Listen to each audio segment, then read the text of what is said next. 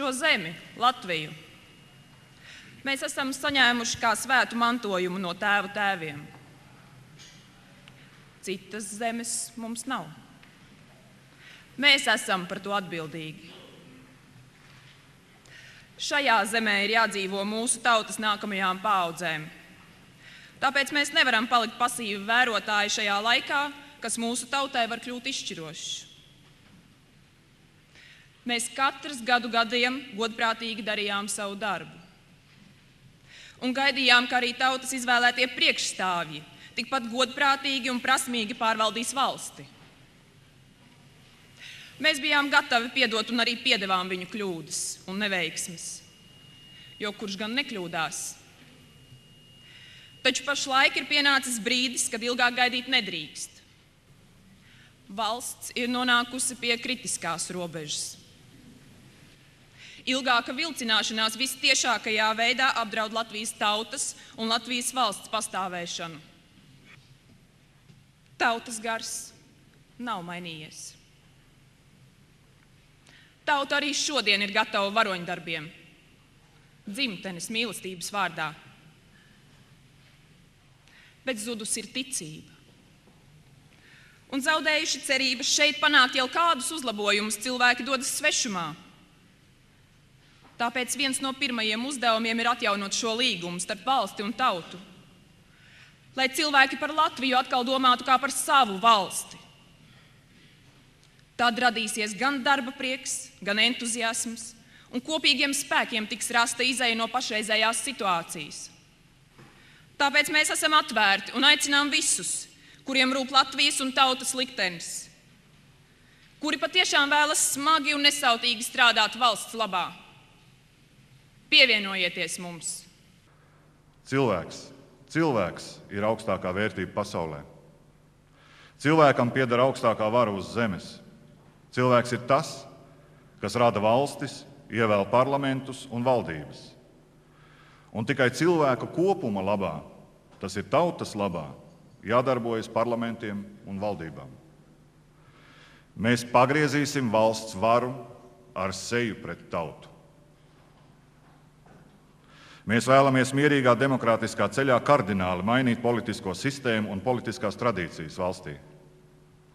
Aicinot tautu nebalsot par esošajām varas partijām un Latvijas politikas veterāniem, jo tikai ar jauna politiska spēka nākšanu pie varas ir iespējama valsts un tautas ekonomiskā atzimšana, 4. atmodu. Tautsaimniecības atjaunošanai nepieciešama ilgtspējīga, stabila un prognozējama augstākā vara, kas var iemantot investoru, uzņēmēju, starptautiskās sabiedrības un tautas uzticību ilgtermiņā. Mēs esam pārliecināti, ka esošā valsts pārvaldes sistēma ir jāmaina, jo tā nenodrošina tautsaimniecības attīstību un līdz ar to tautas dzīves līmeņa pieaugumu. Kāpēc mums nepārņemt to, kas lielākajā daļā pasaules valstu veiksmīgi darbojas un dod labumu to tautām? Vai jāpaiet vēl 20 mokošiem nīkuļošanas gadiem, lai saprastu, ka neesam uz pareizā ceļa? Mēs nevaram to atļauties. Tikai caur sakārtot efektīvu un atbildīgu valsts varu Latvijas tauta var tikt pie pārticības. Mūsu piedāvājumā ir valsts prezidents, kuru ievēl tauta. 15 gadu valsts attīstības plāns ar likuma spēku. Tautvaldība, kur valsts mēroga lēmumi tiek pieņemti vienojoties ar sociālajiem partneriem.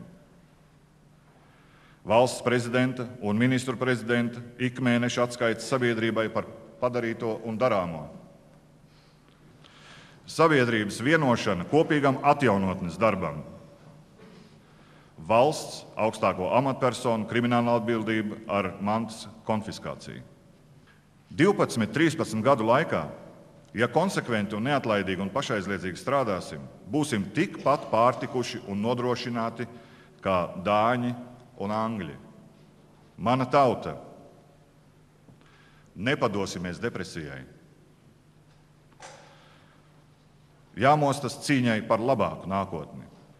Valstis iet bojā tad, kad vairs nespēja atšķirt sliktus cilvēkus no labiem. Mēs zaudēsim savu valsti, ja vēlreiz kļūdīsimies vēlēšanās. Mēs vēlamies tādu valsts varu, kas kopā ar tautu, kā vienots spēks sasniegt šos mērķus. Mēs esam pārliecināti, ka tas ir iespējams. Tādēļ dibinām jaunas paaudzes politisko spēku. Mums tas ir jādara. Cita ceļa nav. Šis Satversmes variants par parlamentāru, nevis prezidentālu republiku, ir vienkārši nejaušība. Tā ir nejaušība, kas ir notikusi ar minimālu pārsvaru pieņemt, drusciņi baidoties no iepriekšējās situācijas cariskajā Krievijā.